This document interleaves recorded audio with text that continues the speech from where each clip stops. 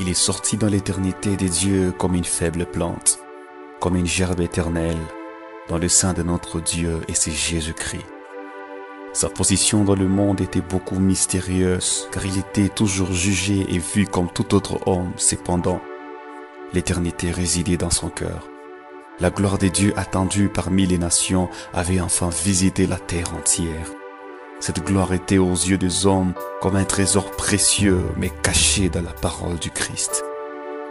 Elle était avec Dieu et elle était Dieu. Elle était la manifestation suprême de la gloire des dieux aux hommes, la gloire éternelle. Elle s'est cachée pour être révélée à tous ceux qui l'ont reçue et cru. Elle a habité parmi nous, car nous l'avons contemplée et nous l'avons suivie. Elle était à un peuple de loin, de ceux qui jadis ne portaient pas en eux la lumière de la grâce et qui ne s'invoquaient pas de son nom. Ceux-là, il les a appelés. Elle a confondu la logique des hommes sages dans leur position à laquelle ils attendaient la manifestation suprême du Prince des dieux. Elle a resplendi dans les cœurs des rachetés des dieux. Cette gloire a non seulement habité en nous, elle a aménagé en nous afin d'opérer par des signes et des présages. Nous étions la seule adresse à partir de laquelle Dieu avait jugé atterrir et manifester sa gloire.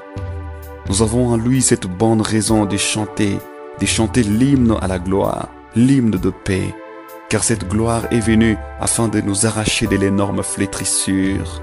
Comme un trésor, il s'est trouvé des vases d'argile qu'elle a rendus utiles entre les mains de Dieu. Cette gloire semblait invisible, mais elle a transformé toute notre existence. Elle nous a tracé un chemin et elle s'est cachée dans notre destin.